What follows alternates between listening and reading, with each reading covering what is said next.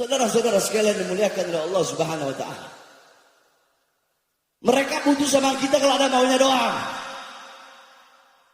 Lagi pemilu begini nih, butuh sama rakyat, butuh sama masyarakat, terjun langsung, turun langsung. Ada yang tadinya sok garang tiba-tiba baik sama masyarakat, lemah lembut sama masyarakat. Banyak gak? Banyak gak? Memberikan janji, saya berjanji memakmurkan rakyat, saya berjanji mensejahterakan rakyat, saya berjanji berbuat adil kepada rakyat. Hei, engkau pendusta, engkau pembohong, kalian zalimi rakyat, kalian bohongi rakyat, kalian tipu rakyat, pengangguran semakin banyak, kalian lebih mementingkan investor asing daripada tanah rakyat, daripada keringat rakyat, darah rakyat. Pendusta, pembohong kalian mengundang perusahaan-perusahaan asing dari luar datang ke Indonesia untuk merampok kekayaan alam yang ada di Indonesia, saudara. Saya tanya, kezaliman seperti ini lawan apa biarkan? Lawan apa biarkan? Ketidakadilan lawan apa biarkan? Lawan apa biarkan? Ini yang terjadi, saudara-saudara. Nah, makanya kata Nabi Adam tadi, kalau mau melakukan hal apapun, minta pendapat ulah, minta pendapat para minta pendapat para kiai, minta pendapat para habah. Cuma Ustadz, Kiai, Habib itu ada terbagi dua. Terbagi berapa? Jadi terbagi dua. Ini para ulama-ulama, para ustadz, para kiai, para habaib yang berdiri depan pintu surga, berdiri depan pintu kekuasaan, jadi penjilat-penjilat pejabat. Mereka Allah kasih anugerah ilmu, Allah kasih ilmu kepada mereka, tetapi ilmu yang Allah berikan, alimun alladzi yaj'alu ilmahu tabi'an lira'il muluk, ulama tapi menjadikan ilmunya untuk mengikuti kemauan para penguasa. Penguasa mau yang halal jadi haram, mereka bikin keluarkan fatwa halal jadi haram. Yang haram penguasa pengen jadi halal, mereka bikin bagaimana caranya yang haram jadi halal. Tawa ayat, tawa hadis, tapi kalimatul haq uridu bihal batil. Ini yang terjadi, saudara-saudara. Nah, ulama seperti ini saya tanya, Allah kasih ilmu, ilmunya dia pakai untuk seperti itu, khianatin Allah enggak? Ya jawab yang keras, khianat enggak? Khianat enggak? Khianat ya? Khianatin Rasulullah enggak? Banyak enggak begitu? Banyak enggak? Banyak enggak? Makanya ikuti pendapat ulama yang lurus, maksud saya. Ikuti pendapat ulama yang istiqomah, yang enggak bisa dibeli, yang enggak bisa disuap, yang enggak bisa disogok. Saudara-saudara, saya tanya, apakah pernah imam besar kita Habib Rizik mengkhianati kita umat Islam? Beliau rela dipenjara berkali-kali, dipisahkan dengan anak istrinya, laskarnya dibunuh, dibantai.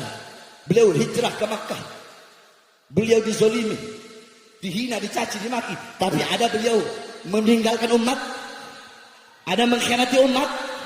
Saya masuk penjara, Habib Hanif masuk penjara, tangan saya diborgol, perut saya diborgol, kaki saya diborgol, ada saya khianati umat? Apakah dengan diancam, dipenjara, ataupun mau dibunuh, kami meninggalkan umat? Ada kami terima uang dari pejabat? Disogok, disuap dari pejabat? Nah, saya tanya, kalian mau pilih yang mana? Satu, perhatikan. Satu, ulama yang capres ngeluarin uang buat dia. Satu, ulama yang dia mengeluarkan uang. Perhatiin ya, perhatiin. Ulama mengeluarkan uang untuk memenangkan itu capres. Ulamanya yang keluar uang sendiri. Yang kedua, ulama capresnya yang ngasih untuk memenangkan dia. Kalian pilih golongan ulama yang satu atau yang dua? Kalian pilih berapa? Satu apa dua? Satu apa dua? Nah, kemarin ijtima ulama tanya Habib Muhammad, ulama-ulama lurus, ulama-ulama istiqomah dari seluruh belahan Indonesia, datang di ijtima, tiket beli sendiri, hotel bayar sendiri, makan beli sendiri. Ada kesian itu yang dari mana itu saya lupa ketemu. Dia makan warteg 10.000, ketemu sama saya pas dia makan warteg. Kiai dari mana? Dari daerah sini, Beb. Kok makan warteg? Iya, Beb, uang saya tinggal 30.000, Beb. Oh, ya udah, Kiai, anak kasih sejuta nih, Kiai, pergi Kiai. Keluarkan uang sendiri. Nah, dari hasil ijtima ulama keluarlah capres pilihan ulama. Udah tahu siapa kan? Udah tahu siapa kan? Saya nggak perlu sebut nama. Saya kalau urusan capres itu paling malas. Paham? Berarti kalau mau ngikutin Nabi Adam harus ikut pendapat Kemarin itu ada ahlul halli wal adli. Panjang kalau saya mau jelaskan. Intinya ijtima ulama kemarin itu memilih. Kalau ada 2 pilihan yang baik, 3 pilihan yang baik, 3-3-nya baik, nggak bisa memilih ketiga-tiganya. Para ahlul halli wal adli akan memilih yang terbaik, yang paling baik dari 3 yang baik tersebut. Bagus nggak? Bagus nggak? Nah, anggap 3-3-nya bangsa. Anggap. Milih nggak? Milih nggak? Milih nggak? Ada yang bilang milih, ada yang bilang enggak. 1, 2, 3 aja keras. Milih nggak? Enggak. Nggak boleh nggak milih. Harus milih. Walaupun 3-3-nya buruk andaikan. Kalau 3-3-nya buruk, 3-3-nya bangsat, tidak bisa meninggalkan. Kenapa? Karena kalau kita nggak milih, bisa jadi yang bakal jadi capres yang paling banyak kebangsatannya. Paham nggak? Jadi suara-suara kalian yang menentukan nasib generasi bangsa ke depan. Makanya jangan salah dalam memilih. Ikuti capres, pilih capres yang telah dikeluarkan dari hasil ijtima ulama.